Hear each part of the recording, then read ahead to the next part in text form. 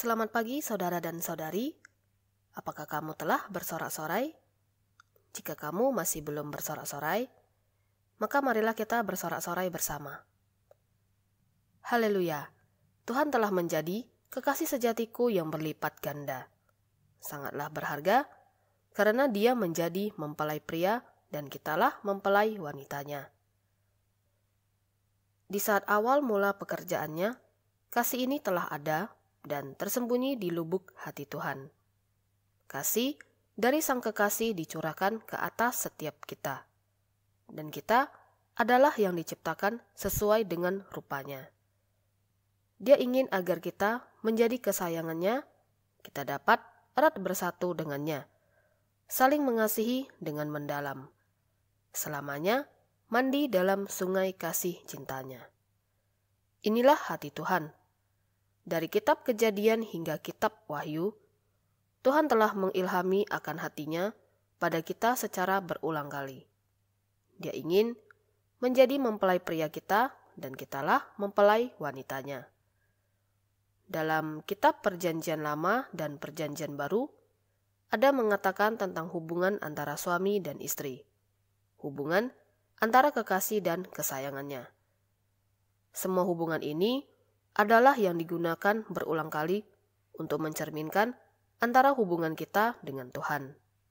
Dan dapat saya katakan bahwa Dia mencurahkan hatinya untuk kita, sehingga kita dapat memiliki sebuah hati yang dari kekasih, untuk sepenuhnya menikmati akan penelusuran dari kekasih kita dan akan hasratnya yang terhadap kita.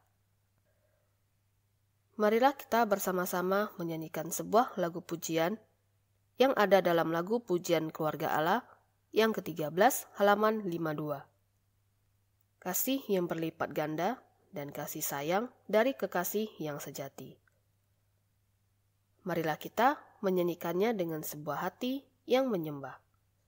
Kita adalah yang bernyanyi untuk Tuhan dan dengan kasih ini mengalami bahwa sekarang Dia sedang mengasihi kita.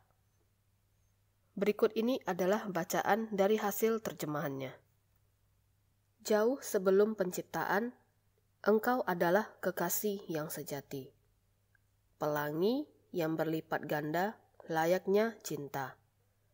Sejak dulu kala telah tinggal di dalamku. Engkau mencurahkan kasih sayang yang dalam dan cinta yang romantis padaku. Tanpaku, sepertinya ada penghindaran. Tuhan, akulah tulang dari tulangmu, daging dari dagingmu. Tuhan, cintamu menyalakan cintaku. Hasratmu membangkitkan hasratku. Seperti panggilan yang menuju ke dalam. Berdesir melalui gema cinta. Tuhan, Engkau menciptakan rohku. Kejadianku dahsyat dan ajaib.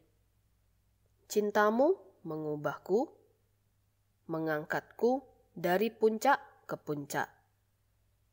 Kau ciptakanku sesuai rupamu, untuk menjadi kekasihmu, yang paling sepadan denganmu.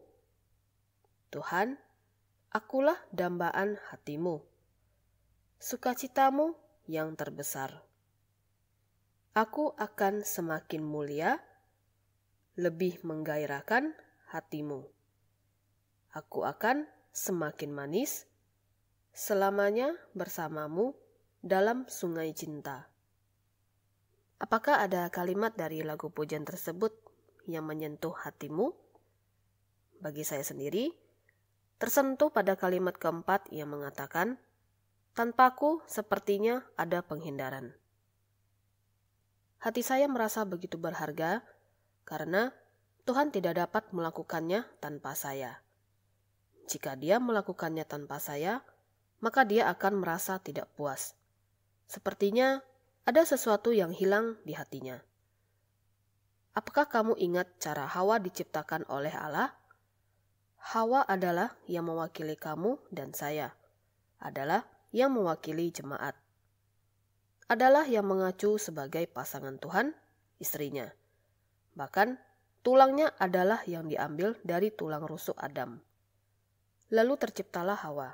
Lalu Adam berkata, "Inilah dia tulang dari tulangku dan daging dari dagingku." Adam adalah yang mengumpamakan Tuhan. Itu berarti bahwa kamu dan saya adalah tulang dari tulangnya Tuhan dan daging dari dagingnya Tuhan. Ada sesuatu yang hilang di hatinya bila tanpa kita. Kita adalah yang begitu penting baginya dan kitalah yang paling mempengaruhi dia. Saya benar-benar takjub dan sangat menikmati bahwa sejak dari dahulu kala Tuhan telah begitu berhasrat untuk menjadi kekasih kita yang sejati. Cinta ini telah mengakar di hatinya sejak dari semula. Sayalah yang ada di hatinya, menjadi kepuasan dan kesenangan yang terbesar yang ada di hatinya. Marilah kita menyanyikan lagu pujian ini sekali lagi. Setelah itu, kita bersama-sama menyembah. Jauh sebelum penciptaan, Engkau adalah kekasih yang sejati. Pelangi yang berlipat ganda layaknya cinta. Sejak dulu kala telah tinggal di dalamku. Engkau mencurahkan kasih sayang yang dalam dan cinta yang romantis padaku. Tanpaku sepertinya ada penghindaran. Tuhan, akulah tulang dari tulangmu, daging dari dagingmu. Tuhan, cintamu menyalakan cintaku. Hasratmu membangkitkan hasratku. Seperti panggilan yang menuju ke dalam. Berdesir melalui gema cinta. Tuhan, Engkau menciptakan rohku. Kejadianku dahsyat dan ajaib. Cintamu mengubahku, mengangkatku dari puncak ke puncak. Kau ciptakanku sesuai rupamu, untuk menjadi kekasihmu, yang paling sepadan denganmu. Tuhan, akulah dambaan hatimu, sukacitamu yang terbesar. Aku akan semakin mulia, lebih menggairahkan hatimu. Aku akan semakin manis, selamanya bersamamu dalam sungai cinta. Ya Tuhan, saya benar-benar takjub karena sejak dari semula, Engkau telah begitu berhasrat untuk menjadi kekasih kami yang sejati. Engkau ingin agar kami menjadi kesayangan-Mu. Engkau ingin berbagi segalanya dengan kami. Ingin mencurahkan segala cinta-Mu yang beraneka ragam untuk kami. Tuhan, aku bersyukur karena Engkau telah menganugerahi kami dengan darah-Mu untuk menjadi milik-Mu selamanya. Kamilah tulang dari tulang-Mu dan daging dari daging-Mu.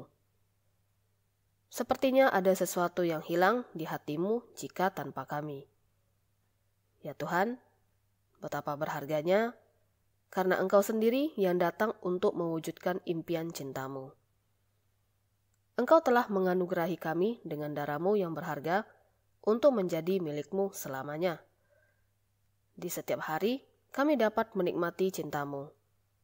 Di setiap hari, kami dapat merespon akan cinta-Mu. Kami dapat hidup bersama-Mu dalam kemanisan dan penuh kasih. Tuhan, kami sangat bersyukur padamu. Sekarang adalah giliran kamu untuk mendekat pada Tuhan secara pribadi untuk bertatapan muka dengannya. Saatnya untuk memiliki aliran cinta dengannya. Terlebih dahulu, kamu dapat menghentikan rekaman saya ini, lalu kamu dapat mengobrol bersama Tuhan. Jika sudah selesai, kamu dapat melanjutkannya lagi. Kini saatnya kita bersama-sama membaca Alkitab, yaitu yang terdapat dalam Injil Matius pasal 25 ayat 1 hingga 13. Ini adalah perumpamaan tentang 10 gadis. Tuhanlah yang membagikan perumpamaan ini, yang juga berkaitan dengan kedatangannya yang kedua kali. Dan di beberapa hari terakhir ini, kita telah membaca tentang 2 perumpamaan yang disampaikan oleh Tuhan. Dia mengingatkan kita untuk berjaga-jaga. Dan perumpamaan tentang 10 gadis yang ada dalam Injil Matius pasal 25 ini juga mengingatkan kita untuk tetap berjaga-jaga. Tuhan telah menggunakan beberapa karakter yang berbeda, menggunakan jenis orang yang berbeda, dan bahkan dalam situasi yang berbeda juga, untuk mengungkapkan akan apa yang harus kita lakukan dalam menanti kedatangannya. Perumpamaan ini adalah yang menyebutkan tentang 10 gadis. Mereka mengambil pelita mereka untuk menemui mempelai pria. Mempelai pria adalah yang mengacu pada Tuhan. Dalam Perjanjian Baru ada beberapa kali menyebutkan bahwa Tuhan adalah mempelai pria. Contohnya, dalam kitab Wahyu pasal 19, anak domba juga merupakan Kristus yang akan menikahi mempelai wanitanya yang adalah jemaat. Oleh karena itu, ayat-ayat yang di sini adalah yang berbicara bahwa Tuhan akan datang. Bagaimana kita mempersiapkan diri kita seperti gadis-gadis yang bijaksana untuk menyambut kedatangan Tuhan? Mari kita baca ayat-ayat yang ada dalam Injil Matius pasal 25 ayat 1 hingga 13. Mari kita membacanya untuk Tuhan. Kita adalah yang memiliki target untuk Tuhan. Dan kita dapat mengalami bahwa Tuhan ada bersama-sama dengan kita. Dia adalah yang mengasihi kita dan Dia mau mendekat pada kita. Pada waktu itu, hal kerajaan sorga seumpama 10 gadis yang mengambil pelitanya dan pergi menyongsong mempelai laki-laki. 5 diantaranya bodoh dan 5 bijaksana. Gadis-gadis yang bodoh itu membawa pelitanya, tetapi tidak membawa minyak. Sedangkan gadis-gadis yang bijaksana itu membawa pelitanya dan juga minyak dalam buli-buli mereka. Tetapi karena mempelai itu lama tidak datang-datang juga, mengantuklah mereka semua lalu tertidur. Waktu tengah malam terdengarlah suara orang berseru, "Mempelai datang, songsonglah dia." Gadis-gadis itu pun bangun semuanya, lalu membereskan pelita mereka. Gadis-gadis yang bodoh berkata kepada gadis-gadis yang bijaksana, "Berikanlah kami sedikit dari minyakmu itu, sebab pelita kami hampir padam." Tetapi jawab gadis-gadis yang bijaksana itu, "Tidak, nanti tidak cukup untuk kami dan untuk kamu. Lebih baik kamu pergi kepada penjual minyak dan beli di situ." Akan tetapi, waktu mereka sedang pergi untuk membelinya, datanglah mempelai itu dan mereka yang telah siap sedia masuk bersama-sama dengan dia ke ruang perjamuan kawin. Lalu pintu ditutup. Kemudian datang juga gadis-gadis yang lain itu dan berkata, "Tuan, Tuan, bukakanlah kami pintu." Tetapi ia menjawab, "Aku berkata kepadamu, sesungguhnya aku tidak mengenal kamu. Karena itu, berjaga-jagalah, sebab kamu tidak tahu akan hari maupun akan saatnya." Adat perkawinan di sini adalah yang terjadi di negara Palestina. Sebelum mempelai pria datang menjemput mempelai wanita, maka ia akan berkeliling desa bersama-sama dengan keluarganya dan sahabat-sahabatnya untuk menerima restu dari masyarakat. Mungkin beberapa di antara mereka membutuhkan waktu yang panjang, bahkan hingga larut malam, untuk mencapai rumah mempelai wanita. Secara normalnya, pengiring dari mempelai wanita adalah para gadis-gadis. Mereka harus memiliki pelita di malam hari untuk menerangi jalan mempelai pria, agar mempelai pria dapat datang untuk mengambil mempelai wanitanya. Sehingga Tuhan membagikan perumpamaan tentang 10 gadis ini. Di antara ke-10 gadis itu, ada 5 gadis yang bijaksana dan 5 lainnya adalah yang bodoh. Ini bukanlah yang berbicara tentang kecerdasan atau IQ mereka. Tuhan ada menyebutkan bahwa gadis-gadis yang bijaksana memiliki pelita dan juga ada menyiapkan minyak. Tuhan menggambarkan mereka sebagai gadis-gadis yang bijaksana. Dan 5 lainnya adalah yang memiliki pelita, namun mereka tidak memiliki cukup minyak. Mereka bodoh bukan karena mereka berpendidikan rendah, berada di bawah rata-rata, atau yang IQ-nya rendah, namun karena mereka tidak mempersiapkannya dengan baik. Saat mempelai pria datang, mereka pergi untuk membeli minyak, sehingga mereka gagal untuk bertemu dengan mempelai pria dan gagal untuk semeja dengannya. Sungguh sangat disayangkan. Apakah yang kamu peroleh saat membaca ayat-ayat ini? Apakah ada ayat-ayat yang benar-benar kamu sukai atau nikmati?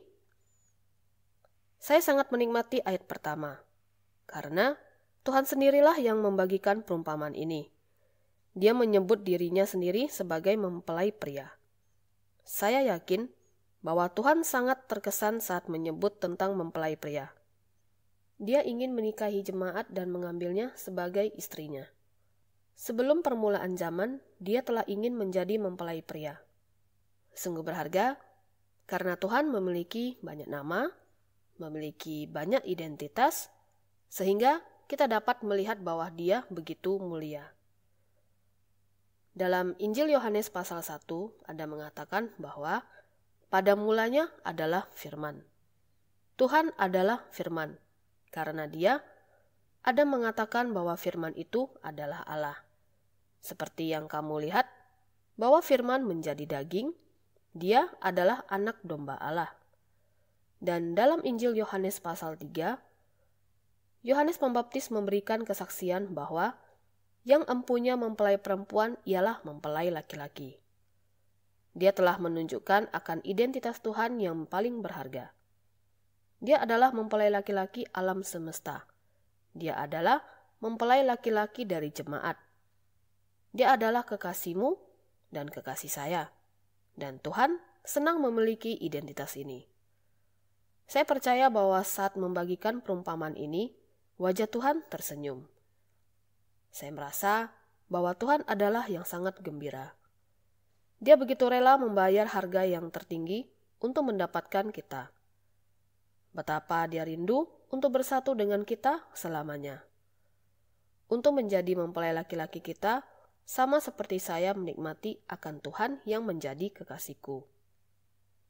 Untuk menyembah, saya memilih lagu pujian kasih yang berlipat ganda dan kasih sayang dari kekasih yang sejati. Untuk dapat tinggal lebih lama dan lebih dalam lagi menikmati akan kebenaran ini.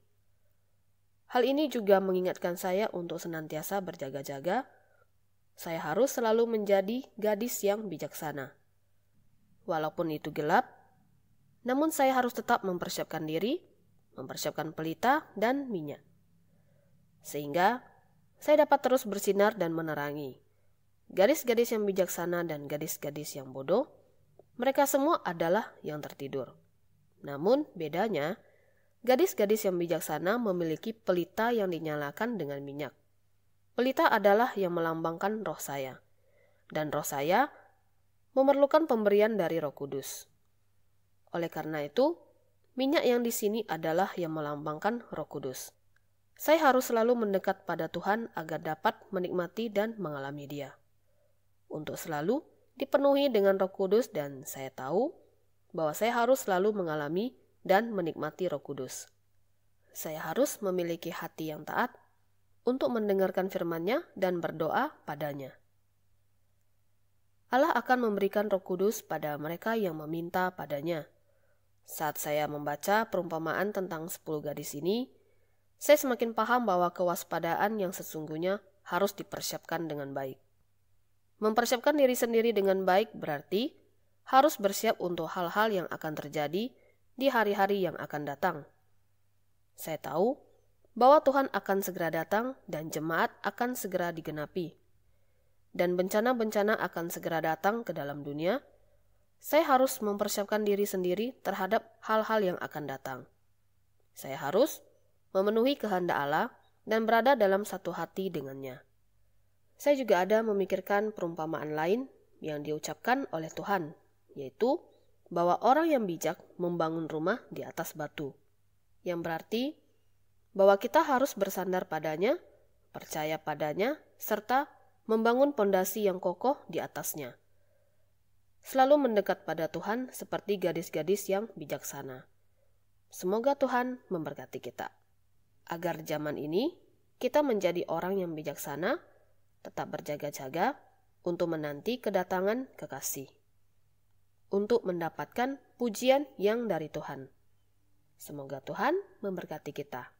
Terakhir, marilah kita bersama-sama menyembah. Tuhan, betapa berharganya karena Engkau adalah mempelai pria. Sejak dari semula, Engkau telah mengasihi kami dengan hati sebagai kekasih. Engkau senang memberikan segala milik-Mu, yaitu untuk mendapatkan kami, sehingga kami dapat menjadi kekasih-Mu. Ya Tuhan, saya kagum dan sekali lagi menghargai akan hati-Mu yang terhadap kami. Tuhan, semoga di zaman akhir ini, Engkau menjaga kami. Bantulah kami untuk tetap berjaga-jaga, selalu mempersiapkan diri dan selalu dipenuhi oleh Roh Kudus. Bantulah kami untuk tetap mendekat padamu dan untuk selalu percaya padamu. Semoga Tuhan memberkati kita.